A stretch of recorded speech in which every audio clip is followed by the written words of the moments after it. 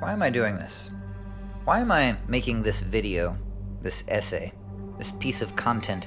Why am I adding this utterance to the total amount of information there already is here in this digital space, here in this moment, as I give you this unasked for gift? And why are you giving me the gift of your attention when there are so many other things that you could give it to? Maybe we don't need a reason. We could just as easily say we're doing it for its own sake. This life, this existence, this whatever it is an end in itself. We just are. We're just here. And the stuff that we make, our artistic expressions, our podcasts, our videos, our pictures, our posts, our information, is a natural outflowering of our distinctly human capacity to represent reality, to make things about things, and things about things about things, and things about ourselves, to render reality as information, with words, images, symbols, our innumerable meanings in our myriads of media.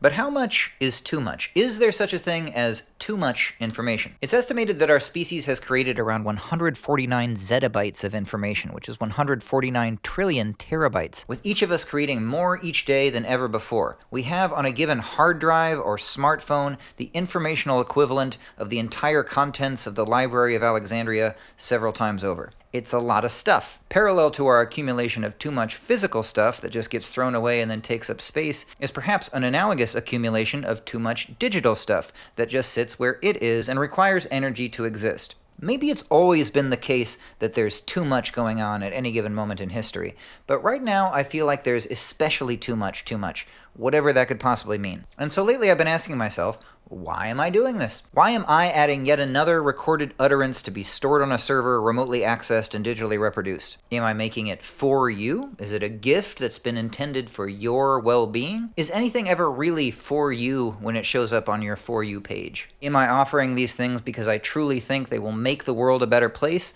Or is that just a naive, self-aggrandizing identity structure I've created for myself, akin to Bo Burnham's notion of healing the world with comedy, or Nathan Fielder's characters who self-document their altruism while actually making everything distinctly worse? If I'm not a Nathan for you, am I a Nathan for me? Whom does Nathan do for? I've been asking myself these things, perhaps too much. The questioning began a few years ago when I was attempting to release a solo album, and I kept finding myself unable to finish it, unable to fully will it into existence. I had all the songs nearly done, but when I faced the prospect of finishing it, promoting it, putting it out there, I kept having this sense that something feels wrong about this constant process of self-iteration, self-promotion, this relentless self-representation and reproduction of the informational self. In fact, I feel like something just feels wrong in general, on the internet and in the world, and I think I'm not alone in this feeling. Sometimes recently this has led me into a kind of inertia, where I feel distended by all the things I want to get off my chest, but sometimes unable to complete them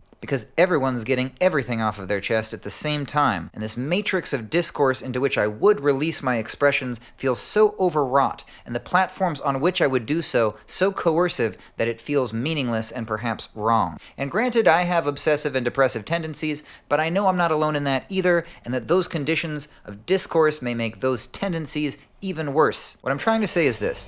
Something about our current culture of informational exchange makes it more and more difficult for one's creative offering to be given and received as a gift. Speaking of gifts, data literally means that which is given. Our sense data is the givenness of the world as we find it. In a sense, every moment is a datum, the thing given to you, the originary and ever-present gift of the mystery of being here. This is it. Here it is, the datum of existence. There it is. What will you do with your gift in this age of too much? And to what or to whom will you give the gift of your being amidst all the data you're inundated by? To put all of this in a more technical way, in recent years we have moved from what some call an information economy to an attention economy. The thing that is scarce, the thing that is truly precious, is no longer the informational offering itself, the song, the book, the movie, the magnum opus, but the ever more limited attention of your information-inundated fellow being. The former Google analyst James Williams has written about the ethical consequences of this shift, urging the need to liberate human attention from the intelligent persuasion of our devices. In thinking about this, it makes me wonder if what I truly want is what's best for my fellow beings and for myself. Perhaps the best thing to give might not be more content, but nothingness and silence. Speaking of silence, how can one speak the need for silence in a way that doesn't just add to the noise? And if my own spiritual goals really do require cultivating such a silence, how can I transcend the noisiness of my own self in the context of this self-creating machine? For the thing that confronts us in these contexts of discourse is not just other people's stuff that distracts us from ourselves.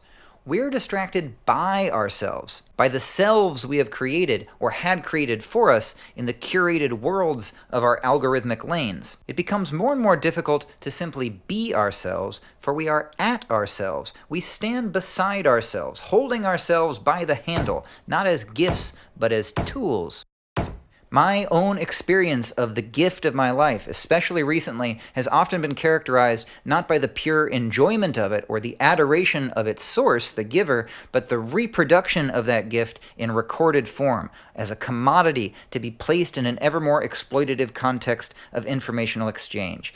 At least, that's how I've been feeling. To post or not to post becomes coterminous with to be or not to be. All the world's a stage becomes all the world's a screen. The world is not just the world, it is at the world, a post-world. And that secondary layer of information becomes more primary and immediate than the original one, the layer of life itself. And sometimes when I'm feeling my worst, this makes me want to violently peel all the layers away, to not just not be on the internet, but even at times to not be at all. Now you might say, hey Nathan, hey at Nathanology_. This sounds like a you problem, a for you problem. Maybe you need to go touch some grass. But if you've touched any grass recently, if you've attempted to leave the internet behind, you may notice that it follows you. Even when you touch grass, you are often seeing yourself touching the grass through the invisible lens of the possibility of documenting yourself doing it. You touch the grass not as it is, but as one who is doing the thing that is a thing, the thing they call touching grass. The selfie takes you even when you're not taking it. The camera is on even when it is off. You cannot escape the meta-self of virtual representation, whether in the forest or on the front lines of the protest or even in the ostensible silence of one's supposed meditation time. This is a phenomenon that I call metafication, from the Greek meta, meaning with, after, or beyond.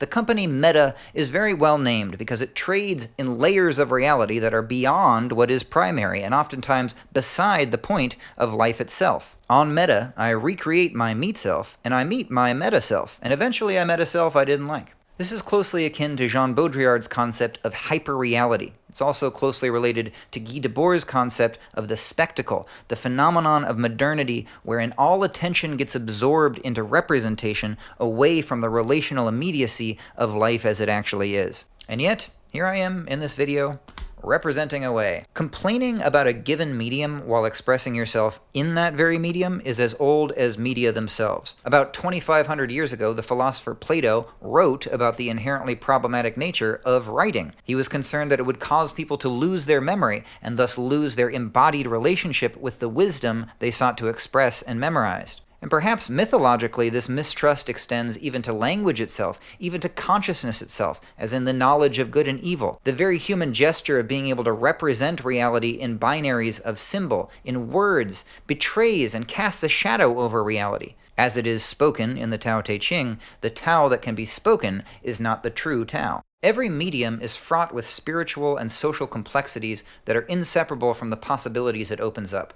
The medium is the message, as in the infamous saying of the media theorist Marshall McLuhan. And yet, I can't help but feel that I experience more stress from Instagram and TikTok than Plato did about his stylus, because his stylus wasn't directly getting into his psyche. And this anxiety is not limited to artists and so-called content creators or would-be influencers. Nearly everyone is increasingly compelled to represent themselves in digital form.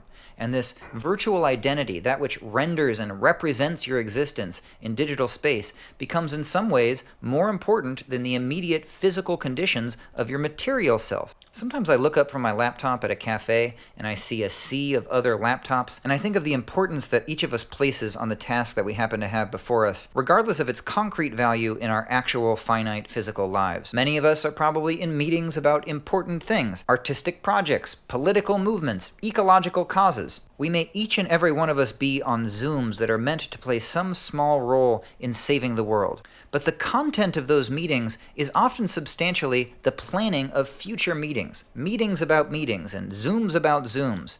The world that we would save starts to recede behind the content generated about the notion that we have to save it. The same can be said for the countless works that are written and published about this very subject, including this video. In a sense, this is all just business as usual, the business of being a human being, the sound and fury of our representational consciousnesses bouncing off of one another in the infinite void. But the data we generate in all of this activity is not just being there for its own sake. It's used for a purpose. It gets reabsorbed, repackaged, and sold by the very media platforms that support these discourses. We've entered what Shoshana Zuboff calls the age of surveillance capitalism. The final frontier of the extractive impulse of capitalism is the human mind itself. Having mined the earth for its minerals, we now mine the mind by monitoring its every move through the functionally omniscient forces of automated data analysis.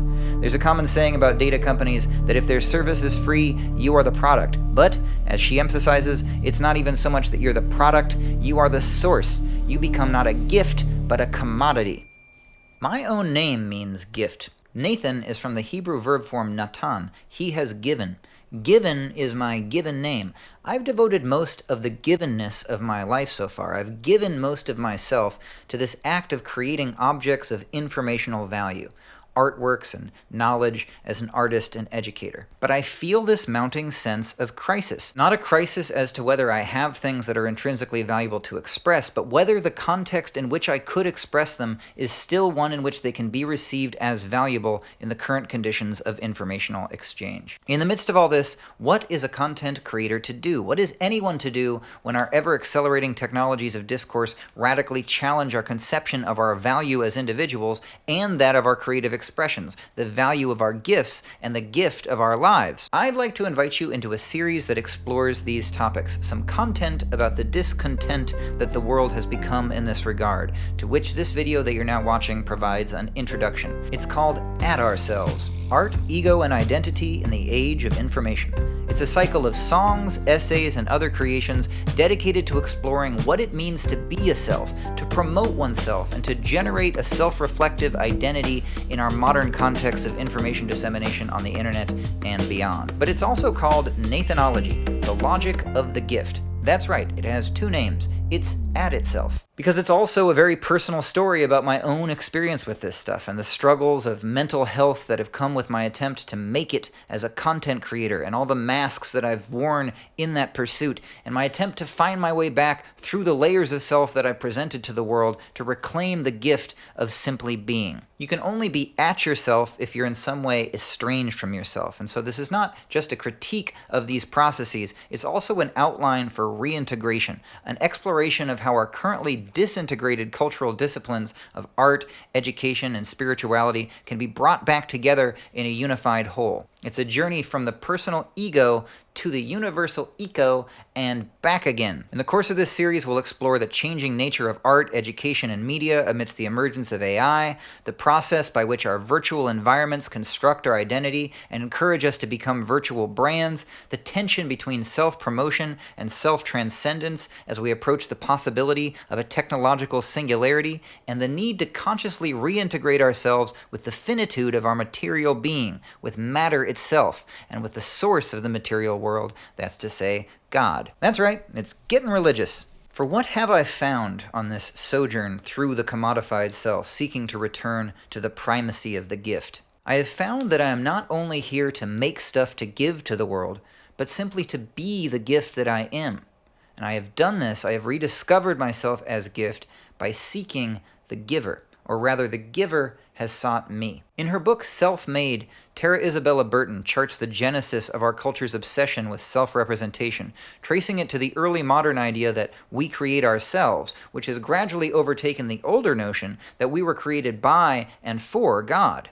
What or who do I mean by God? That's one of the things this series will ultimately explore. For now, it's enough to say this, that being in relationship with the source of reality is very much a matter of attention.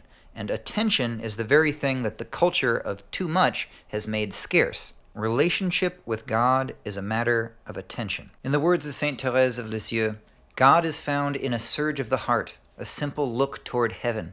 But that simple look may take more strength than it's ever taken to resist the black hole of the informational matrix, the endless scroll, the abyss of self. The platforms that dominate our daily experience have convinced us that we're not just beings, but brands, that we're defined by how we represent ourselves and by the marketability of what we make and produce, while our attention and our very lives are consumed. But I'm not ultimately defined by being a creator of content or of art or of anything.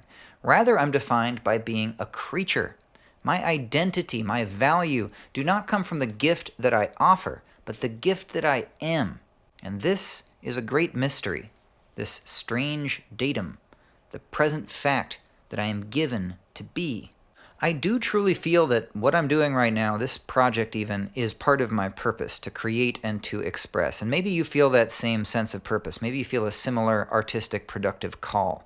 But if we get too caught up in this instrumental self-concept, this identity structure by which we're encouraged to make creator brands out of our very lives, we turn ourselves into mere tools, rather than freely living the gifts of our being. Like this very essay, we don't need to be. We just are. This mirrors or extends the glorious needlessness of existence itself. It does not need to be. It simply is, as a gratuitous overflow of the creativity of the source. And so this, at last, brings me to an answer as to why I'm making this. It's not a binary choice between whether I'm making this for myself or for you. There is a third choice that is neither of these, but encompasses both. I'm doing it for God. Maybe that sounds highfalutin. So maybe it's better to say, if I'm doing it well, God is doing it through me. There is no content that will bring any contentment that does not affirm this basic intention, this primary presence. Our tools of discourse are not evil, but they are capable of evil insofar as they're designed to distract us from precisely this. By being called into a program of constant self-representation, we're called out of the intrinsic eternity into the extrinsic meta-layering of mask on mask, self on self. To sin is literally to miss the mark. We find ourselves missing the mark of the moment. If God is a matter of attention, attention is a matter of matter, an attunement to the primary layer of our experience, our physical selves. It does help to touch grass, but you can't just touch it and be automatically healed. For the sacrament to work, it requires a constant practice to remove the invisible screen that lingers between your fingers and your fellow being. So that's where I'm at with this. And maybe all of this seems obvious and it's just me who's realizing it, but perhaps this is something that you've been needing to realize as well. And for me, what it's required has essentially been a giving up, a willingness to not make it, even a willingness to not make anything at all, a forgiveness of myself, the recognition of being already a gift as I am given in this mystery of this body in this instant, as a precondition for being able to freely give anything new. Not just to be viral, replicating the self in virtual space endlessly, but to be vital, affirming the material relations that constitute life. It has taken me so much effort of attention to express all this. I have gone around in circles. I've written countless drafts of these thoughts over several years. I've literally almost lost my mind trying to complete this project, and in this space of hesitation about whether there's anything to say or not, caught in this web of trying to express the excess of expression itself. And in the course of working on it even today, I've gotten frustrated. I've gotten frustrated with my equipment. I've gotten distracted and looked at my phone approximately 1 billion times and even run into conflicts that are generated by this very phenomenon. I release it now, not because it's necessary and not because it's even done and not because I'm done with this process, but just to reach out to you for its own sake, for love, as a gratuitous affirmation of the love that God is. God's love is not mere self-reflection. It's not a meta layer added to what was already there. It's a self-revelation of what actually exists. Us, this datum, this gift, this which is here. Thank you for receiving the gift of this thought. The word thanks is related to the word think. Thinking itself is an act of giving thanks. For beings such as ourselves, thinking is the expression of matter's capacity to recognize its source. It is possible to overthink. I know this well. But we don't make the too much go away by simply adding nothing. The thing to hope for is not the annihilation of the internet, although that would be interesting, nor the wish I sometimes feel for the annihilation of myself, for the eternal silence of non-being. Rather, the source reality is an articulate silence, a living, feeling, thinking, a word in which all creation shares. As it's said in the Dhammapada, better than 1,000 useless words is one useful word, hearing which one attains peace. And this goes for any content, any album, any word. Better than 1,000,000 views is one look toward heaven, and the look is not a look upwards, but a look at what's here. Only in meditation does one regain the silence that gives meaning to all that is said. Only in matter does one rediscover the spirit that gives it form. Only in being for God can we be ourselves. To be in the moment and not just at it, to be not at ourselves, but together and in God, exchanging our thoughts in the logic of the gift. So anyway, like, follow, and subscribe.